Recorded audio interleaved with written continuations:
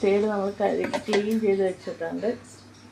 അത് നമ്മൾ ചട്ടി ചൂടാൻ വെച്ചിട്ടുണ്ട്. ചട്ടി ചൂടാൻ നമുക്ക് എണ്ണ ഒഴിക്കാം. നമ്മുടെ കറിവേപ്പില നല്ല കഴുകി ഫ്രഷ് ആക്കി വെച്ചിട്ടുണ്ട്. പിന്നെ പച്ചമുളക്, ഇഞ്ചി, വെളുത്തുള്ളി ചതച്ചത്, പിന്നെ ഒരു തക്കാളി, പിന്നെ കൊച്ചുള്ളി, പിന്നെ നമ്മുടെ കുടംപുളി 2. കടുക് ഒന്ന് പൊട്ടി തുടങ്ങാൻ നമുക്ക് ഉലുവയും കൂടി ഇടാം. ഉലുവ ഇട്ടൊന്ന് അതൊന്ന് പച്ചമുളക് നന്നായിട്ട്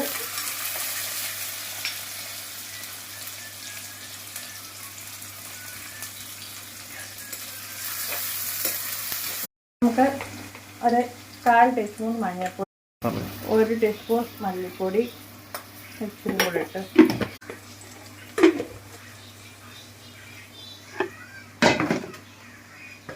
ഇതൊന്ന് എടുക്കും വഴറ്റി കൊടുക്കാം.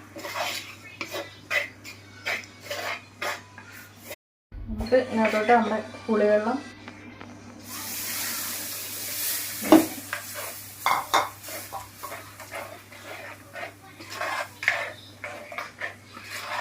ഒന്നും വേണ്ട. നമുക്ക് അതിന് മുമ്പേ അങ്ങ് മീനിടാം. രണ്ടോടെ ഒരുമിച്ച് ചേർക്കുള്ളൂ. നല്ല ഫ്രഷ് നല്ല പച്ച തേടാണ്. നമുക്ക് നമ്മുടെ തല ഇറക്കി കൊടുക്കാം.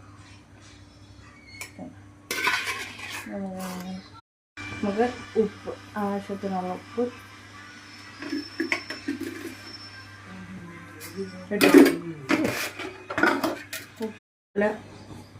ഉപ്പ് പോകുന്നതായിട്ട് ഇതിനകത്തോട്ട് നമ്മൾ വട്ടത്തിലരിഞ്ഞിട്ട് തക്കാളി അത് നമുക്ക് ഇതിനകത്തോട്ട് കുറച്ച് തക്കാളി മതി നമ്മൾ, കാരണം പുളി തോനെ ഇട്ടിട്ടുണ്ട്.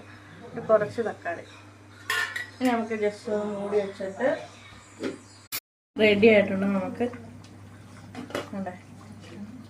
നല്ല തിളച്ച് നല്ല പറ്റി വന്നിട്ടുണ്ട്. നമുക്കിനി നമ്മുടെ സ്റ്റൗ ഓഫ് ചെയ്യാം.